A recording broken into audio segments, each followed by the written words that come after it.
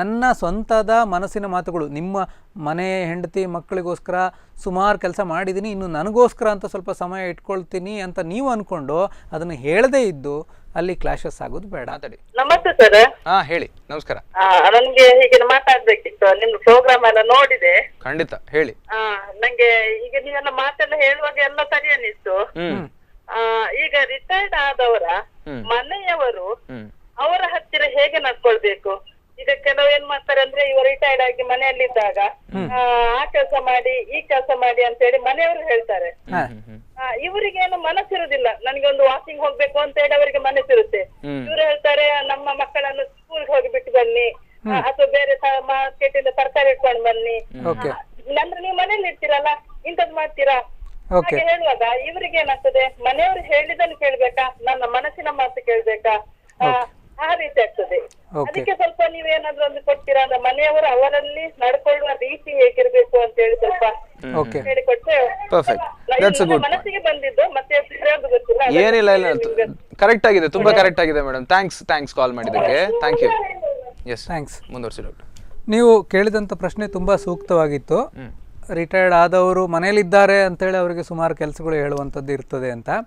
ಇಲ್ಲಿ ಎರಡು ವಿಚಾರ ಇದೆ. ಒಂದು, ನಿಮ್ಮ ಮನಸ್ಸಿನ ಮಾತುಗಳನ್ನು ಸ್ಪಷ್ಟವಾಗಿ ಅಸರ್ಟಿವ್ ಆಗಿ ಮನೆಯವರಿಗೆ ತಿಳಿಸುವಂಥದ್ದು. ಉದಾಹರಣೆ, ನನಗೆ ಈ ಸಮಯದಲ್ಲಿ ಈ ರೀತಿಯ ಕೆಲಸಗಳಿದೆ, ಬೆಳಗ್ಗೆ ನಾನು ಒಂದು ಯೋಗಾಸನ ಮಾಡಬೇಕು, ನನಗೆ ಬೆಳಗ್ಗೆ ಪೇಪರ್ ಓದಬೇಕು, ನನಗೆ ಮತ್ತೆ ವಾಕ್ ಹೋಗಬೇಕು, ಈ ಥರದ ನಿಮ್ಮ ಆಸೆಗಳು ಏನಿರ್ತದೆ ಅದನ್ನೆಲ್ಲ ಸ್ಪಷ್ಟವಾಗಿ ಹೇಳ್ಕೊಳ್ಳಿ. ಆದರೆ ಒಂದಷ್ಟು ಫ್ಲೆಕ್ಸಿಬಿಲಿಟಿ ಬೇಕು. ಉದಾಹರಣೆ, ನನಗೆ ವಾಕಿಂಗ್ ಹೋಗಬೇಕು, ಬೆಳಗ್ಗೆ ವಾಕಿಂಗ್ ಹೋಗಿ ಬಂದರೆ ನನಗೆ ಖುಷಿ ಆಗ್ತದೆ ಅಂತ ನೀವು ಹೇಳ್ತೀರಾ. ನಿಮ್ಮ ಮಗ ಹೇಳ್ತಾನೆ, ನೀವು ವಾಕಿಂಗ್ ಹೋಗೋದು ಈ ರೂಟಲ್ಲಿ ಹೋಗ್ತೀರಾ, ಈ ರೂಟಲ್ಲಿ ಹೋಗಿ ಮಗನನ್ನು ಶಾಲೆಗೆ ಬಿಟ್ಟು ಬರ್ಬೋದಲ್ಲ ಅಂತ ಹೇಳ್ತಾರೆ. ಸೊ ಅಲ್ಲಿ ಫ್ಲೆಕ್ಸಿಬಿಲಿಟಿ ಅಂದರೆ ಸಾಧ್ಯವಾ, ಆ ಒಂದು ಸಾಧ್ಯತೆ ಇದ್ದರೆ ಅದನ್ನು ಮಾಡಿ. ಆವಾಗ ಇಬ್ರಿಗೂ ಸಂತೋಷ, ಅವ್ರಿಗೂ ಅವರ ಮಗನನ್ನು ಶಾಲೆಗೆ ಬಿಡಲಿಕ್ಕೆ ಹೋದಂಗಾಯಿತು, ನಿಮಗೂ ಒಂದು ವಾಕಿಂಗ್ ಆಯಿತು. ಆದರೆ ಒಂದು ವೇಳೆ ನೀವು ಈ ಡೈರೆಕ್ಷನಲ್ಲಿ ಹೋದರೆ ನಿಮ್ಮ ಸ್ನೇಹಿತರು ಸಿಗ್ತಾರೆ ಮಾತಾಡಲಿಕ್ಕೆ, ನಿಮಗೊಂದು ಒಳ್ಳೆಯ ಸೂರ್ಯೋದಯ ನೋಡಲಿಕ್ಕೆ ಸಿಗ್ತದೆ. ಈ ರೀತಿ ನೀವು ನಗರದಲ್ಲಿ ನಿಮಗೆ ಹೋಗಿ ಬ್ಯುಸಿ ನಗರದಲ್ಲಿ ಹೋಗ್ಲಿಕ್ಕೆ ನಿಮ್ಗೆ ಇಷ್ಟ ಇಲ್ಲ ಅನ್ನೋದಿದ್ರೆ, ಆವಾಗ ಸ್ಪಷ್ಟವಾಗಿ ಒಂದು ದಿನ ಕೂತು ಹೇಳಿ, ನೋಡಪ್ಪ ನನಗೆ ಬೆಳಗ್ಗೆ ಈ ರೀತಿಯ ನನಗೆ ವಾಕಿಂಗ್ ಇರ್ಬೋದು, ಅಥವಾ ನಾನು ನ್ಯೂಸ್ ಪೇಪರ್ ಓದೋದಿರ್ಬೋದು, ನನ್ನ ಸ್ನೇಹಿತರ ಜೊತೆಗೆ ಹೋಗಿ ಮಾತಾಡಿ ಬರ್ತಕ್ಕಂಥದ್ದು, ಇದೆಲ್ಲ ನನಗೆ ತುಂಬ ಇಷ್ಟವಾದಂಥ ಕೆಲಸಗಳು. ಆ ಸಮಯದಲ್ಲಿ ನನಗೆ ಕೆಲಸಗಳು ಹೇಳಬೇಡಿ. ಹೌದು, ನಿಮಗೆ ತರಕಾರಿ ತರಬೇಕಾ, ನಿಮಗೆ ಮಕ್ಕಳನ್ನು ಶಾಲೆಗೆ ಬಿಟ್ಟು ಅಥವಾ ಶಾಲೆಯಿಂದ ಕರ್ಕೊಂಡು ಬರೋದು ಮಾಡಬೇಕಾ, ಖಂಡಿತ ನಾನು ಮಾಡ್ತೇನೆ. ಇಂಥ ದಿನಗಳು ನನಗೆ ಫ್ರೀಡಮ್ ಕೊಡಿ. ನಾನು ಉಳಿದ ದಿನಗಳೆಲ್ಲ ಶಾಲೆಗೆ ಬಿಡಲಿಕ್ಕೆ ನಾನು ಹೋಗ್ತೇನೆ, ಶಾಲೆಯಿಂದ ಮಕ್ಕಳನ್ನ ಕರ್ಕೊಂಡು ಬರಲಿಕ್ಕೆ ಹೋಗ್ತೇನೆ. ಬಟ್ ಈ ದಿನಗಳು ನನಗೆ ನಾಟಕ ನೋಡಲಿಕ್ಕೆ ಹೋಗ್ಲಿಕ್ಕಿದೆ. ಇಂತಹ ದಿನಗಳು ನನ್ನ ಸ್ನೇಹಿತರೆಲ್ಲ ಸೇರಿಕೊಂಡು ಒಂದು ಕಡೆ ನಾವು ಟೀ ಕುಡಿಲಿಕ್ಕೆ ಹೋಗ್ತಾ ಇದ್ವಿ. ಇಂಥ ದಿನಗಳು ನನಗೊಂದು ನನ್ನದೇ ಆದಂಥ ಒಂದು ಪ್ರವಚನಗಳನ್ನು ಕೇಳಲಿಕ್ಕೆ ಹೋಗ್ಲಿಕ್ಕಿದೆ. ಅಂತಹ ಬೇಡಿಕೆಗಳನ್ನು ಸ್ಪಷ್ಟವಾಗಿ ಅಸರ್ಟಿವ್ ಆಗಿ ಮನೆಯಲ್ಲಿ ಹೇಳಿಬಿಡಿ. ಸೊ ಅಲ್ಲಿ ಏನಾಗ್ತದೆ ಅಂದರೆ, ಈ ಬೇಸರಗಳಿರೋದಿಲ್ಲ. ಅವರೂ ನಿಮ್ಮನ್ನು ಟೇಕನ್ ಫಾರ್ ಗ್ರಾಂಟೆಡ್ ಥರ ಪ್ರತಿದಿನ ಅವ್ರ ಮನೇಲಿದ್ದಾರೆ ಮಾಡ್ತಾರೆ ಅಂತ ಅವರು ಕೂಡ ತಗೊಳ್ಳೋದಿಲ್ಲ. ಹಾಗೆ ತಗೊಳ್ಳೂಬಾರ್ದು. ನೀವು ಹೇಳದೆ, ನನಗೆ ಇಂಥ ಕೆಲಸಗಳಿತ್ತು, ನನಗೆ ನಾಟಕ ನೋಡ್ಲಿಕ್ಕೆ ಹೋಗ್ಲಿಕ್ಕಿತ್ತು, ನನಗೆ ಪ್ರವಚನಕ್ಕೆ ಹೋಗ್ಲಿಕ್ಕಿತ್ತು, ನನ್ನ ಸ್ವಂತದ ಮನಸ್ಸಿನ ಮಾತುಗಳು, ನಿಮ್ಮ ಮನೆ ಹೆಂಡತಿ ಮಕ್ಕಳಿಗೋಸ್ಕರ ಸುಮಾರು ಕೆಲಸ ಮಾಡಿದ್ದೀನಿ, ಇನ್ನು ನನಗೋಸ್ಕರ ಅಂತ ಸ್ವಲ್ಪ ಸಮಯ ಇಟ್ಕೊಳ್ತೀನಿ ಅಂತ ನೀವು ಅಂದ್ಕೊಂಡು ಅದನ್ನು ಹೇಳದೇ ಇದ್ದು ಅಲ್ಲಿ ಕ್ಲಾಶಸ್ ಆಗೋದು ಬೇಡ. ಸೊ ಈ ಸ್ಪಷ್ಟತೆ ಇರಲಿ ನಿಮ್ಮ ವಿಚಾರಗಳಲ್ಲಿ. ಆ ಸ್ಪಷ್ಟತೆ ಒಂದು ದಿನ ನಿಮ್ಮನ್ನು ನಿಷ್ಠೂರವಾದಿ ಮಾಡ್ಬೋದು, ಆದರೆ ಆಮೇಲೆ ನಿಮ್ಮ ಸಂಬಂಧಗಳು ಒಂದು ಏನು ಚೆನ್ನಾಗಿರ್ಲಿಕ್ಕೆ ಅವಕಾಶ ಮಾಡಿಕೊಡ್ತದೆ. ಈ ರಿಟೈರ್ಡ್ ಆದವರು ಉಂಟಲ್ಲ, ಎಲ್ಲ ಸರ್ಕಾರಿ ಉದ್ಯೋಗ ಇಲ್ಲದಿದ್ರೆ ದೊಡ್ಡ ದೊಡ್ಡ ಸಂಸ್ಥೆಯಲ್ಲಿ ಇದ್ದವರು, ಅವರಿಗೆ ಆಫೀಸಲ್ಲಿದ್ದು ಎಲ್ಲರನ್ನು ಡಾಮಿನೇಟ್ ಮಾಡಿ ಲೀಡ್ ಮಾಡಿ ಮಾತ್ರ ಗೊತ್ತು. ರಿಟೈರ್ಡ್ ಆದ್ಮೇಲೆ ಅವ್ರಿಗೆ ಏನಾಗ್ತದೆ ಅಂತ ಹೇಳಿದ್ರೆ, ನಾವು ನಮ್ಗೆ ಈಗ ಏನು ಪವರ್ ಇಲ್ಲ, ನಾವು ಈಗ ಯಾರನ್ನು ಮ್ಯಾನೇಜ್ ಮಾಡುದು, ಕರೆಕ್ಟ್. ಮನೆಯಲ್ಲಿ ನಮ್ಗೆ ಯಾರು ಅಂದ್ರೆ ನಾವು ಹೇಳಿದನ್ನು ಯಾರು ಕೇಳುವುದಿಲ್ಲ. ಅಂದ್ರೆ ಆಫೀಸಲ್ಲಿ ಆತರ ವರ್ತಿಸ್ತಾರೆ ಅವರು. ಹಾಗಾಗಿ ಅವ್ರು ರಿಟೈರ್ಡ್ ಆದ್ಮೇಲೆ ನಮ್ಗೆ ಇನ್ನು ಏನು ನಮ್ದು ಲೈಫ್ ಇಲ್ಲ, ನಮ್ಗೆ ಯಾರು ಕೇಳುವವರಿಲ್ಲ, ನಾವು ಹೇಳಿದನ್ನು ಕೇಳುವವರಿಲ್ಲ ಅಂತ ಅವರಿಗೆ ಒಂದು ಮನೋಭಾವ ಇರ್ತದೆ.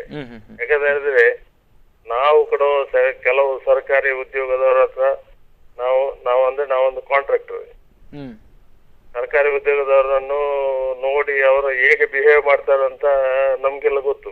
ಕರೆಕ್ಟ್. ಅವರು ರಿಟೈರ್ಡ್ ಆದ ನಂತರ ಅವರು ರೋಡಲ್ಲಿ ನಡ್ಕೊಂಡು ಹೋದ್ರು, ನಾವ್ ವೆಹಿಕಲ್ ಅಲ್ಲಿ ಹೋದ್ರೆ ಅವರನ್ನು ಮುಖ ನೋಡುದಿಲ್ಲ, ಯಾಕಂತ ಹೇಳಿದ್ರೆ ಆ ತರ ಅರೇಂಜ್ಮೆಂಟ್ ಅವ್ರು ಮಾಡಿರ್ತಾರೆ. ಪರ್ಫೆಕ್ಟ್.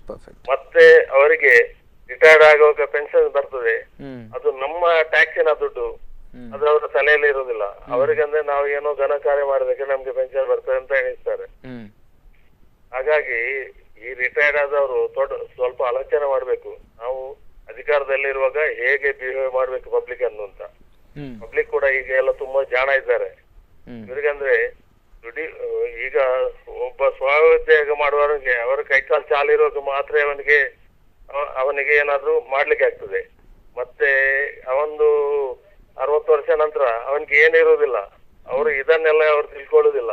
ಅವರು ಒಂದು ಸರ್ವಿಸ್ ಮಾಡುವವರಿಗೆ ಒಂದು ರಿಪೇರಿ ಮಾಡ್ಲಿಕ್ಕೆ ಬಂದ್ರೆ 50 ರೂಪಾಯಿ ಕೊಡ್ಲಿಕ್ಕೆ, ಹೌದು ಅವರು 50 ರೂಪಾಯಿ ಕೇಳ್ತಾರೆ ಅಂತ, ಇವರಿಗೆ 25,000 ತಿಂಗಳಿಗೆ ಪೆನ್ಷನ್ ಬರ್ತದೆ. ಇವರಿಗೆ ಯಾಕೆ ಪೆನ್ಷನ್ ತಗೊಳ್ಬೇಕು? ಏನ್ ಕೆಲಸ ಮಾಡ್ತಾರ? ಇಲ್ವಲ್ಲ. ಇದೆಲ್ಲ ಈಗ ಸಮಾಜದಲ್ಲಿ ನಡೆಯುವಂತದ್ದು. Correct. One part of it. ಖಂಡಿತ.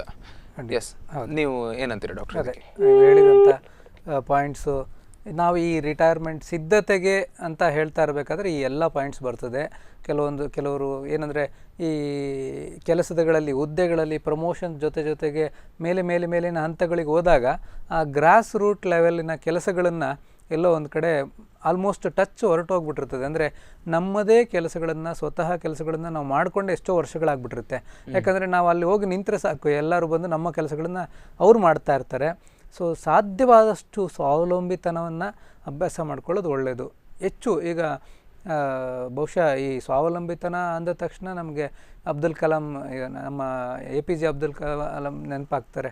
ಅವರು ಎಲ್ಲ ಪ್ರತಿಯೊಂದು ಕೆಲಸಗಳನ್ನು ಅವರು ಪ್ರೆಸಿಡೆಂಟ್ಶಿಪ್ ಮುಗಿಸಿ ಹೊರಟು ಹೋಗುವಾಗ ಅವ್ರದ್ದು 2 ಸೂಟ್ ಕೇಸ್ ಇಟ್ಕೊಂಡು ಆರಾಮಾಗಿ ತಮ್ಮ ಲಗೇಜನ್ನು ತಕ್ಕೊಂಡು ಹೊರಟು ಹೋಗುವ ರೀತಿಯಲ್ಲಿ, ಅಂದರೆ ಯಾವುದೇ ಹಮ್ಮು ಬಿಮ್ಮುಗಳಿಲ್ಲದೆ ಆ ಅಧಿಕಾರದ ಕುರ್ಚಿಯ ಇದಕ್ಕೆ ಅಂಟಿಕೊಳ್ಳದೆ ನಾನು ಹೇಗೆ ಸರಳವಾಗಿ ಬಂದೆ ಸರಳವಾಗಿ ಮನೆಗೆ ಹೋಗ್ತೀನಿ, ನನಗೆ ಅದೇ ನೆಮ್ಮದಿ ಕೊಡ್ತದೆ ಅನ್ನೋ ರೀತಿಯಲ್ಲಿ ನಿವೃತ್ತಿ ಹೊಂದಿದರೆ ಮನಸ್ಸಿಗೆ ನೆಮ್ಮದಿ ಅಂತ ನನಗೆ ತೋಚುತ್ತೆ. ಪರ್ಫೆಕ್ಟ್.